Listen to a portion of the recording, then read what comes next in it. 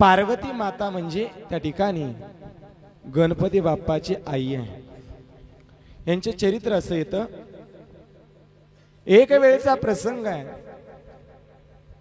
पार्वती माता स्नान करण्यासाठी गेल्या. सर्वांना माहिती असेल, स्नान करण्यासाठी गेल्या.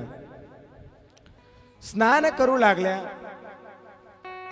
एवढ्यामध्ये माझ्या पार्वती मातेनं नंदीला सांगितलं, नंदी त्या ठिकाणी तू द्वारावरती त्या ठिकाणी पहिरेदारी कर.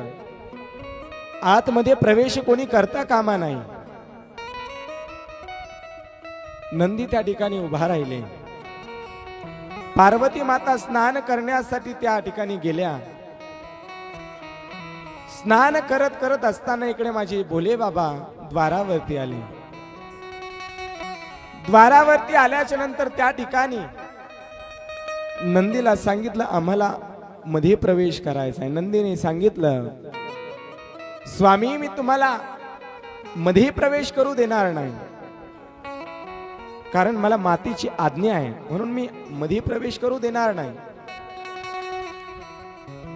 माझ्या भोले बाबांनी सांगितलं, मी स्वामी आहे, मी पती आहे त्यांचा, आणि पतीला त्या ठिकाणी कुठल्याही प्रकारची रोकठोक नसते, कुणी थांबवत नाही, म्हणून तुम्हाला आतमध्ये प्रवेश करू दे. परंतु एका सेवकाचं काय कर्तव्य असतं त्या ठिकाणी नंदी सांगू लागले, तुम्ही जरी माझे स्वामी असाल, परंतु मला मातेने आज्ञा केलेली आहे की मध्ये कोणीही प्रवेश करता कामा नाही, कारण स्नान त्या ठिकाणी पार्वती माता करताय, म्हणून मध्ये कोणी प्रवेश करता कामा नाही. आणि माझ्या आज्ञेचं मी पालन करीत आहे. प्रभू तुम्ही माझे स्वामी आहात मला माहिती आहे, पण मातेची आज्ञा मला सर्वात प्रथम मान्य करावी लागेल. भोले बाबाशी त्या ठिकाणी तर्क वितर्क करू लागले नंदी बाबा. आणि नंदी बाबा तर्क वितर्क करत असताना त्या ठिकाणी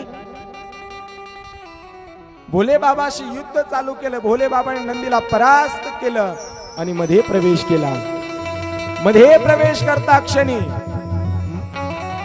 मध्ये प्रवेश केला. स्नान करत त्या ठिकाणी पार्वती माता स्नान करत असताना पार्वती मातेने भोले बाबाला बघितलं आणि त्या ठिकाणी लाज वाटू लागली.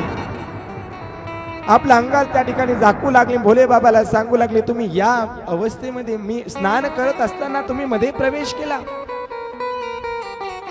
स्वामी हे चांगलं नाही. भोले बाबा सांगता, एका पतीला एका पत्नीकडे जाण्यासाठी रोकटोक नसते, याच्यामध्ये कसली लाज. त्यावेळेस त्या ठिकाणी सांगू लागल्या पार्वती माता, त्यालाही वेळ आहे, त्यालाही काळ आहे, म्हणून तुम्ही मध्ये प्रवेश केला, त्या ठिकाणी योग्य वेळ नाही, म्हणून तुम्ही योग्य वेळेमध्ये मध्ये प्रवेश केला नाही. भोले बाबा त्या ठिकाणी निघून गेले. एवढ्यामध्ये माझ्या पार्वती मातेच्या सखी समोर आल्या. सखी समोर आल्याच्या नंतर त्या ठिकाणी सखीला सांगितला हा वृत्तांत. त्या ठिकाणी सांगू लागले, नंदी तर त्या भगवान भोले बाबांचा सेवक आहे. नंदी भोले बाबाचा सेवक आहे आणि सेवक त्यांचं आज्ञेचं पालन करतो, म्हणून एक काम करा, काय आपला कुणीतरी सेवक पाहिजे, आहे की नाही. आपलं कुणी असल्याच्या नंतर त्या ठिकाणी काय होतं, दबाव राहतो, आहे की नाही. एखादा घरातला जर पोलीस असेल तर रोडावरती गेल्याच्या नंतर ट्रॅफिक पोलीस जर असेल, आपला घरातला पोलीस जर असेल तर त्या ठिकाणी भीती माणसाला वाटत नाही, आहे की नाही. धरलं तर आपल्या घरचं आहे ना, असं मनामध्ये भावना येते. त्या ठिकाणी पार्वती मातेला सांगितलं आणि पार्वती मातेला ती गोष्ट आवडली. पार्वती मातेने त्या ठिकाणी सुंदर आसन लावलं. माझ्या जगदंबेने त्या ठिकाणी सुंदर उपदेश पार्वती मातेला केला. उपदेश केला आणि त्या ठिकाणी पार्वती मातेला ध्यान अवस्थेमध्ये बसल्या आणि उटी लावत असतात. पूर्वीच्या काळी उटी लावायची आई, जशी साबण लावतो, फेरम लवली लावतो, ज्याप्रमाणे शॅम्पू लावतो, आहे की नाही, त्याप्रमाणे पूर्वी उटी असायची. उटी माहिती असेल जुन्या आईला, आहे की नाही. उटी असायची, चेहऱ्याला लावल्याच्या नंतर अगदी प्रसन्न वाटणारी ती उटी असायची पहिली. उटी पार्वती मातेने लावली आणि ती उटी त्या ठिकाणी पुन्हा एका पात्रामध्ये साठवली.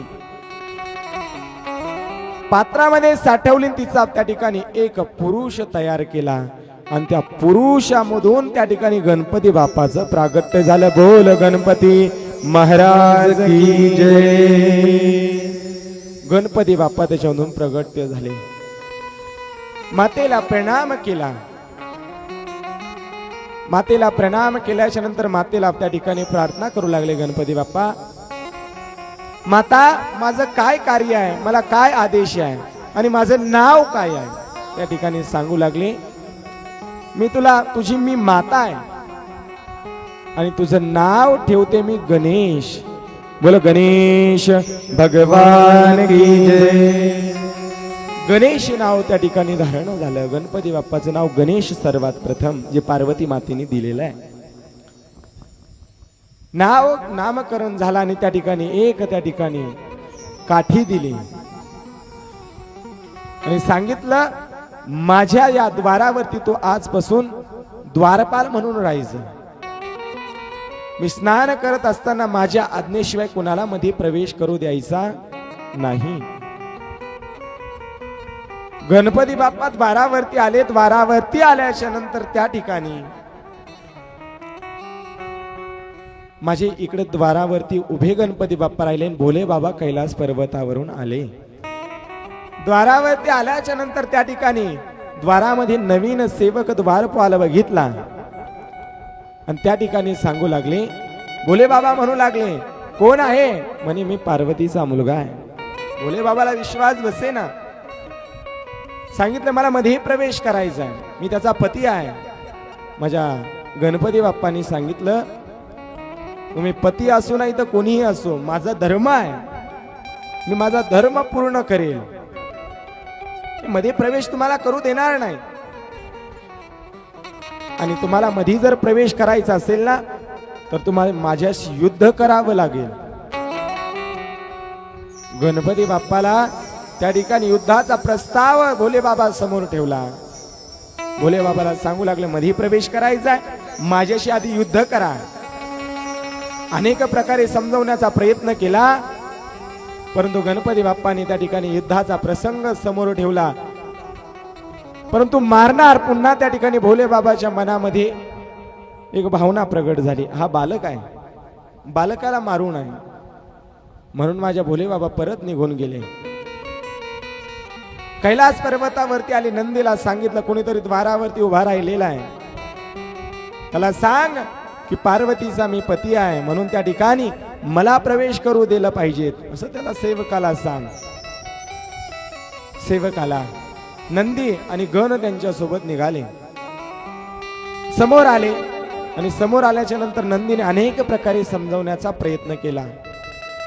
तोच प्रसंग युद्ध केलं, युद्धामध्ये सर्वांना परास्त केलं. पुन्हा त्या ठिकाणी नंदी घायाळ अवस्थेमध्ये भोले बाबाकडे गेले. भोले बाबाला सांगू लागले, बाबा, तो सेवक आहे, त्यांनी माझ्याशी युद्ध केलं आणि त्यांनी आम्हाला परास्त केलं. पुन्हा देवी देवता आले. देवी देवता त्या ठिकाणी निघाले. समजून सांगण्याचा पुन्हा प्रयत्न केला परंतु त्या ठिकाणी समजून सांगितलं परंतु त्यांनी गणपती बाप्पांना सर्वांना परास्त केलं. भोले बाबा क्रोधायमान झालेले आहे. हातामध्ये त्रिशूल घेतलं. त्रिशूल घेऊन क्रोधायमान झालेले माझे भोले बाबा त्या ठिकाणी त्या दिशेने निघाले. कैलास पर्वतावरून निघाले. हातामध्ये त्रिशूल घेतलेला आहे. लालबुंद झालेला चेहरा आहे. अशा अवस्थेमध्ये भोले बाबांनी त्या ठिकाणी स्नानगृह जे आहे त्या ग्रहाच्या दिशेने निघालेले आहे. हातामध्ये त्रिशूल घेतला. त्रिशूल सोडला माझ्या भोले बाबांनी. लाल दिशेला भारताचा मस्तक भरून खाली पडलेला. गणपती बाप्पानं माता असा आवाज केला आणि पार्वती मातेने आवाज ऐकला. धावत धावत पार्वती माता बाहेर आल्या आणि बाहेर आल्याच्या नंतर बघितलं आपल्या मुलाचं मस्तक धरणीवरती खाली पडलेलं आहे. कळालं की त्या ठिकाणी मस्तक त्या ठिकाणी भोले बाबांनी आपल्या त्रिशूलाने त्या ठिकाणी हे केलेलं आहे. क्रोधायमान झालेले आहे. पार्वती मातेने सांगितलं, संपूर्ण देवी देवतांचा विनाश मी करील. एवढे जिथे या ठिकाणी देवी देवता त्यांचा विनाश करील. विराट रूप माझ्या देवी मातेने पार्वती मातेने घेतलं. 9 प्रकारचे त्या ठिकाणी देवी प्रकट झाल्याने सांगितलं, मी सर्वांचा त्या ठिकाणी संहार करेल. एका एकाला या ठिकाणी कोणी परत जाणार नाही. सर्व देवी देवतांनी माझ्या पार्वती मातेची स्तुती करू लागली. आई गिरी नंदिनी, हे देवी माता, आम्ही तुमच्या शरणामध्ये आलेलो आहे, म्हणून तुम्ही आम्हाला क्षमा करा. पार्वती मातेने सांगितलं, क्षमा 2 अटीवरती करेल. म्हणे काय? एक तर यांना आग्र पूजेचा स्थान तुम्ही दिलं पाहिजेत, आणि दुसरी गोष्ट म्हणजे यांना पुन्हा तुम्हाला जिवंत करावे लागेल. 2 अटी त्या ठिकाणी ठेवल्या. 2 अटी देवी देवतांनी मान्य केल्या. भोले बाबाच्या शरणामध्ये गेले. हो भोले भंडारी रे, हे भोले बाबा आमचं रक्षण करा. भोले बाबांनी त्या ठिकाणी सांगितलं, काही चिंता करू नका, उत्तर दिशेला जा, आणि जो कोणी प्राणी सर्वात प्रथम तुम्हाला भेटेल त्याचं मस्तक तुम्ही घेऊन या. उत्तर दिशेला माझे विष्णू भगवान परमात्मा निघाले. उत्तर दिशेच्या दिशेने निघाल्याच्या नंतर सर्वात प्रथम त्या ठिकाणी पहिला प्राणी दिसला, तो म्हणजे कोण? कोण? हत्ती. म्हणजे हत्ती माहितीये ना? हत्ती त्या ठिकाणी सर्वात प्रथम दिसला. माझ्या त्या ठिकाणी विष्णू देवानी नारायण भगवान परमात्म्याने चक्र सोडलं, हत्तीचं मस्तक त्या ठिकाणी पुन्हा आपल्या चक्रावरती घेतलं आणि कैलास पर्वताच्या दिशेने निघाले. मग प्रश्न निर्माण होतो, आपल्या मुलाचं रक्षण करण्यासाठी एका निर्जीव असणाऱ्या प्राण्यांचं कोणी मस्तक तोडेल? कोण तोडणार आहे? मग या ठिकाणी पुन्हा त्या ठिकाणी पाप निर्माण झालं. प्रत्येकाच्या मनामध्ये शंका येईल, पण ब्रह्मवैवर्त पुराणामध्ये सुंदर कथा त्या ठिकाणी सांगितलेली आहे. या हत्तीला श्राप होता, आहे की नाही? श्राप त्या हत्तीला, ऐरावत नावाचा इंद्राचा तो हत्ती, त्याला श्राप लागला, आणि म्हणून श्रापामुळे त्या हत्तीचा त्या ठिकाणी मस्तक त्या ठिकाणी काटावं लागलं. मस्तक घेऊन आले, आणि घेऊन आल्याच्या नंतर त्या ठिकाणी माझ्या भोले बाबांनी काय केलं? सर्वात प्रथम सर्जरी आपल्या भाषेमध्ये, आहे की नाही, ते मस्तक त्या ठिकाणी गणपती बाप्पाला बसवलं. आणि गणपती बाप्पाला त्या ठिकाणी कान कशी आहे? कशी आहे? हत्तीच्या कानावणी कान आहे. सोंड कशी आहे? हत्तीवणी आहे. कारण मग त्या ठिकाणी नाव पडलं काय? गजानन. बोल गजानन भगवान की जय. गजानना श्री गणराया आधी वंदो तुझ मोरया. गजानना श्री गणराया आधी वंदो तुझ मोरया. गजानना श्री गणराया आधी वंदो तुझ मोरया. गजानना श्री गणराया आधी वंदो तुझ मोरया. मंगलमूर्ती श्री गणराया आधी वंदो तुझ मोरया. गजानना श्री गणराया आधी वंदो तुझ मोरया. गजानना श्री गणराया आधी वंदो तुझ मोरया. गणपती बाप्पाचं नाव झालं गजानन. तेव्हापासून गणपती बाप्पाचं पोट कसं आहे? कसं आहे पोट? मोठं आहे. का? कारण भक्ताचे प्रत्येक अपराध ज्यांच्यामध्ये सहन करण्याचं सामर्थ्य असतं ते गणपती बाप्पा आहे. कान का मोठी आहे? भक्ताच्या प्रत्येक संकट लवकर कानावरती यावे म्हणून कान मोठी आहे. असे गणपती बाप्पाचं चरित्र आहे. त्या गणपती बाप्पा त्या ठिकाणी 2दा मस्तक कापलेले, एकदा परशुरामजीनेही कापलेला आहे आणि एकदा माझ्या भोले बाबांनाही. कल्पभेदामध्ये कथा येत असते, म्हणून त्या गणपती बाप्पाचा या पवित्र चरित्र या ठिकाणी आपण श्रवण करत आहोत. ज्या गणपती बाप्पाचं चरित्र तुम्ही श्रवण करतात, सेवा केल्याच्या नंतर काय फळ प्राप्ती होईल? तर सुख प्रदान करतो तो गणपती बाप्पा आहे, दुःखाचं हरण करणार तो गणपती बाप्पा आहे, विद्येची देवता गणपती बाप्पा आहे. तरुणांनी इतका खटाटोप केला आणि या ठिकाणी गणेश चरित्र त्या ठिकाणी आयोजन केलं. कशासाठी? अहो जगामध्ये देव तर सर्व आहे, परंतु त्या ठिकाणी भरभरून आशीर्वाद देणार एकच दैवत आहे. कोण? तर ते गणपती बाप्पा. लवकर प्रसन्न होणार गणपती बाप्पा.